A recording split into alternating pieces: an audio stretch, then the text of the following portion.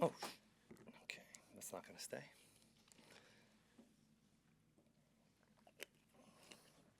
Thank you, sir. Appreciate the teamwork. It is. All right. Okay. Officially, were you wanting to go for two? Honestly, we were prepared for every, either situation. You have calls ready. At the end of the day, that's not what we did, right? And we have to play the cards that we were dealt and just go play and you move on. I mean, I really haven't spent a ton of time thinking about it since. Like, you go through it, all different types of situations could occur. We're ready for a call.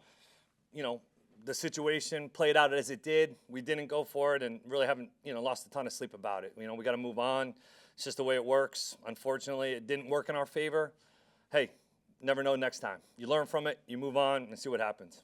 After so many years in the NFC West, you're playing the 49ers. Yeah. Does this really give you an advantage in terms of their team, their personnel? A little bit. I mean, I don't know about an advantage, but at least I've seen them. You've seen them. You kind of know the core DNA and principles of the defense in some ways. You see definitely an influence from Brandon Staley being there a little bit as an advisor role. You see some of the influence from him on the back end and some of their pressures and things like that. Got a ton of respect. I mean, playing them for all those years. So much respect for the organization, for the defense, for the way they play. I've modeled wanting, my offenses to look like they play in some ways. So a ton of respect, but yes, maybe there's a little bit more familiarity. When did Ryan Miller first catch your attention? Ryan did a lot of good things last spring. Ryan got a ton of reps last spring. Ryan actually ran the best choice route we've had here since this training camp. Ryan had the best one last spring. He had a lot of production last spring. He played a ton. And so he's been doing things well for a long time. It was just a matter of getting an opportunity, making a play. I didn't even think about who was in the position when we called that play down in the low red zone to score. So trust him. He had a great block on Rasad's touchdown on the toss play on the 9-yard line. He had a great block. So respect to him for doing it the right way and staying the course and getting an opportunity and making the most of it. What do you like about him? He's got some sudden little quickness. He's a hands catcher. He's done a great job of studying the details of the system. What we're trying to do, he's watched Cooper Kupp a lot. Like, just trying to watch his mannerisms, the way he kind of runs routes, the way he formations, how he stands in a bunch, how he stands at receiver. Like, he has studied what we've asked these guys to do. So a ton of credit to him. What can you say about the job that Baker Mayfield did, specifically on that last drive to tie the game up? Yeah, big time drive, man. Like, you guys know we've struggled in some of those situations, right? We haven't executed maybe all the way down, right? We've had some plays and then a penalty or an issue or whatever it is. And to do it the way he did in a critical moment, in that environment, in that weather, to go down there and execute at a super high level, and the guys making plays, we protected our tails off. Really proud of Baker for taking the game, and really what we talked about was taking care of the ball. And he had one early on that they got their hands on that he wanted back.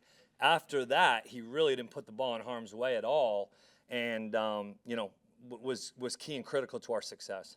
We keep talking a lot about Kade, and rightfully so, because of the 3 weeks that he's had. Yeah. He's a good player, but with this opportunity, do you see more of the route running in him? Yeah. That's really kind of like, okay, this guy. He's got a knack for the game. Like, he just knows the game. He's got a great feel. There's so many of those guys that you just say that he's a football player, and that's Kade. And you can't say it about everybody.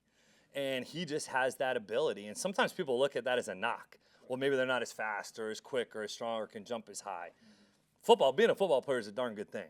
And that's what he is. And he's tough as nails. He's smart as heck, man. Like, I would love for my son to grow up to be Kade Otton. That's the kind of guy that he is. And because of that, going forward, right, you're going to get Mike back. Right. You don't have Chris, but you're going to get guys back.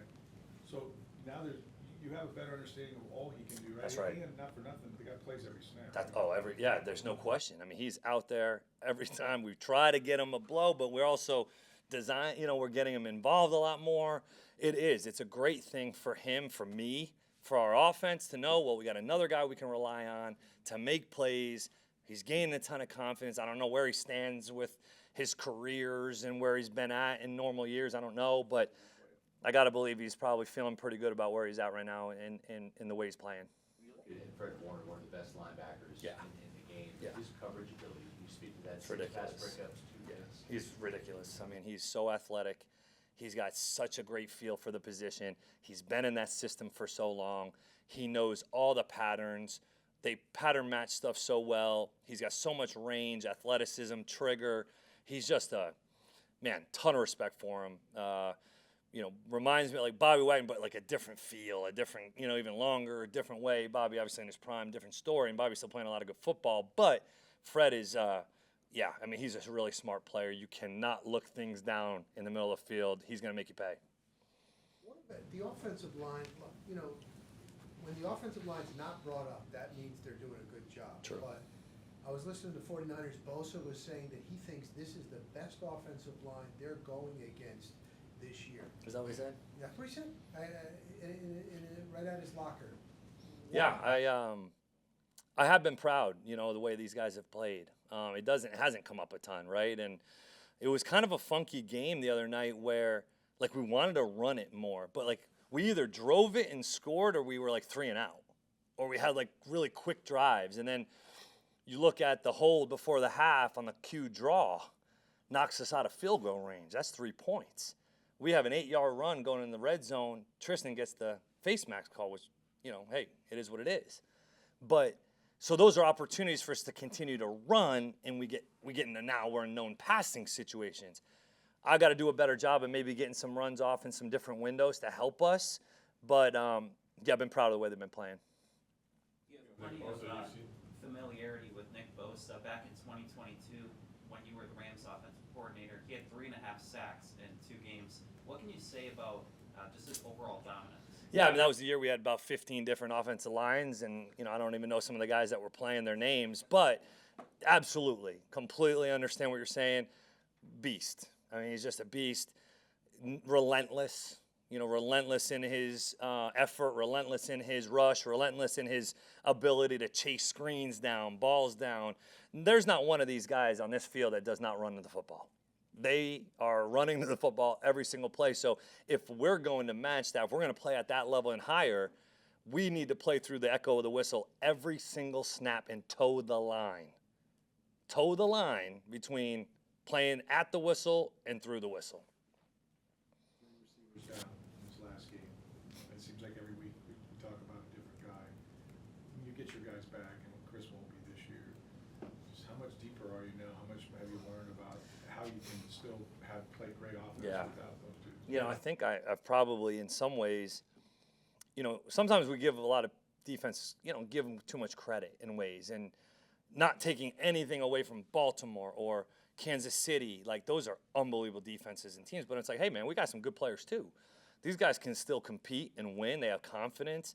I need to maybe have a little bit more confidence in some ways to be a little bit more explosive with some calls maybe in some ways. But, it's just funny when you're on the sidelines and Shep's running up to you, yelling at you to throw a ball, and because he's got a lot of confidence. And, in that 2-minute drill, we hit him on the corner route on our sideline, and that was after a stoppage of clock. And he runs over, and he's like, I can toast him. And I said, all right, let's go. And I called the play for him in the moment to win. And I said, that's where the ball's going to go. And he did. And he makes another one behind his back, and could have made it a little bit easier if he ran the route better. But he's infectious, in the way that he's playing. So, yeah, it's been good for us. Couple more. Brian McClendon's done. Yeah. Getting Oh, all these man. young receivers. I'll tell you what, as a staff, I need to say this. As a staff, these guys have really done a nice job over the last couple weeks. And I can't say enough about what these guys have done. Like, we're here late, we're up early, and there's not a lot that we aren't, that they aren't trying to do to help these guys be in the best position possibly to have success. And what he's been able to do, because look, he hasn't been able to just say, all right, let's get these 3 guys ready, and the rest of the guys figure it out. It's every single guy that's maybe up, possibly could be up, has to know the game plan. And for that to get done, the Callaways of the world, those guys to still know the game plan and be able to do what they're doing speaks volumes to the coach. And Peel and Skip and the guys up front and even the guys like Castle, JVD, Somerville, Thad, they've all had a part in all this stuff that we're doing right now. And, it's been nice to see it come to life. I'm really thankful for those guys. Baker's a gamer, but he's got the toe. He hasn't practiced. Yeah. He didn't really have a practice so Right. much yesterday. But just a quarterback at this stage of his career and of the season. Yeah. Without getting the reps. Right. No, he's great. He just took a bunch more today, actually, that he wasn't. The ones yesterday he didn't really get were some of the runs. He got some of the passes. He'll be fine. He's moving around a lot better today than he was over the last few days.